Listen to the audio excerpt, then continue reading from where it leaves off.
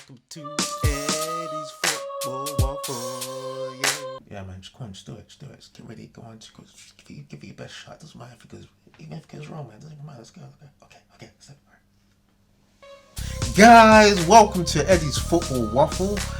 I am your host, Eddie02, and yeah, I'm another dickhead who thinks he can basically come on the net and talk about the football game that we love. Yeah, man, love. Now, I'm not going to be the kind of guy that comes on and says, I know it all, or that my word is gospel.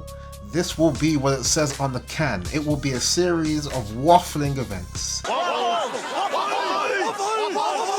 For people that have seen me before, I've been on the Flying Pig United's channel. Props to the Don for giving me a platform to say my shit. Thank you. But now I'm on my own territory trying to build my own channel. And yes, this is the first commentary video. Finally! So let me just get into it. I want to talk about the team that I'm supposed to love.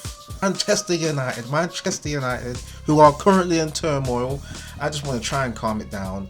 And I just want to talk a little bit about Ole's tenure. I want to give props to Ole for being the saviour to Man United. Saved us from the clutches of Jose Trollinho. Yes, he made it poisonous near the end despite winning a few cups. But he threw the toys out of the Prem. As soon as he couldn't get the backing from Eddie Woodward, fucking potato head. As soon as he couldn't get the backing from Eddie Woodward, he threw everyone and the tea lady under the bus, and we can't have that. So Ole came in, put a pat on everyone's back, told Luke Shaw, you're not chubby, you can bomb down that wing.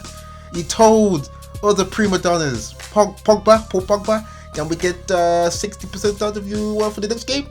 Fantastic. He did all of this stuff, and we saw that the team got top 3 qualification for Champions League, meeting the Glazers remit. But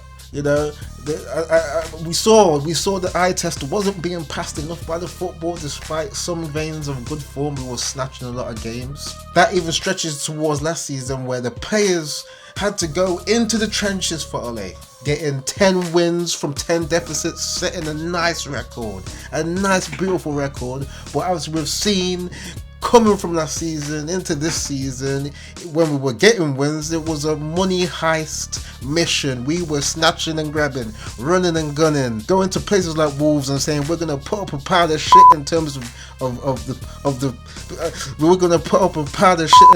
the performance, and snatch and grab. And then we keep going into these games that have been happening recently. And can you even call them games? The derbies. You can't even call them derbies if they're getting absolutely turned into testimonials after the hour mark. 5-0 to Liverpool, absolutely destroyed. 2-0 to Man City, absolutely killed, suffocated, just stifled. Well, even before then, we saw the signs were there anyway. I saw the signs were there. A lot of people saw. People wanted Ole to do well. I did want Ole to do well. I am grateful for the fact that he did steady the ship. But we saw by the eye test, the players kept starting off the games badly. And that's why they were having to get the comebacks. We saw against Atlanta, a bit of a comeback there. 3-2, Ronaldo coming in, being the clutch king, being Michael Jordan, as Ole said, trying to turn this into the Chicago Bulls.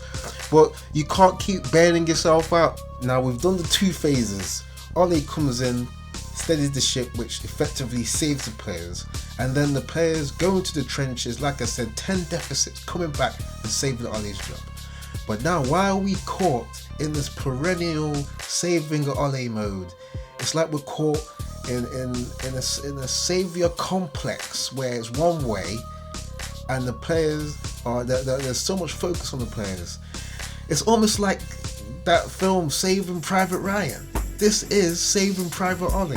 Now the mature ones will get this reference. In Saving Private Ryan, a team of soldiers go into the depths of war to save one man, one guy, and that's a big sacrifice to make. And through the course of that film, the soldiers realize and they question the mission, and they say, why are we putting our lives on the line for one guy that seems to have all this privilege? Does this sound familiar to what's going on? It's alright the one time, but then if you keep doing it and you're not getting the same savior complex back your way, it breaks the symbiotic relationship that should be happening. Okay, it's too much emphasis on saving the manager, and now the soldiers, which are the players, are realizing that the mission is flawed and they're not progressing as players. In that film, the soldiers come up with a saying called FUBAR, and that is that the mission is bullshit, because they know they're putting too much of their life on the line to save one guy. They're not getting enough guidance, they're just not getting enough in return. And Pogba's already come out as one of these soldiers that's pretty much implied that the mission is FUBAR. After that 4-2 debacle versus Leicester, still can't believe that, but that's not even the most shocking game that's been happening. Pogba came out against Leicester and said, I don't know what's to blame, but we keep conceding these stupid goals. You know what I mean? I bet he was being very professional to not come out and say Ole is not teaching us how to keep these clean sheets. Okay, we keep conceding these bad goals because of the coaching. I suspect he has too much love for Ole to have done that, but still, that was Pogba coming out and saying the mission is FUBAR. And now we see from just other players like Maguire, De Gea, even though De Gea's been a great superhero in defence, he's almost been like Superman. But we saw in the latest game with a lack of communication between him and Shaw and Maguire, there's going to maybe be some fights in the trenches soon if we're not careful. This is why the manager's position seems to be, the writing's on the wall. It seems untenable. And even before that, we saw that the football wasn't passing the eye test, especially when you have the legacy of trophies that Man United have, 13 leagues and a countless other amount of trophies. You've got to be playing big dog, big domination football, or getting towards that anyway. Ole really should be not being the one being saved again. Where that ends is where you become the saviour in your own right too. It's got to be a symbiotic relationship. The players save you sometimes, and then you save the players half of the time.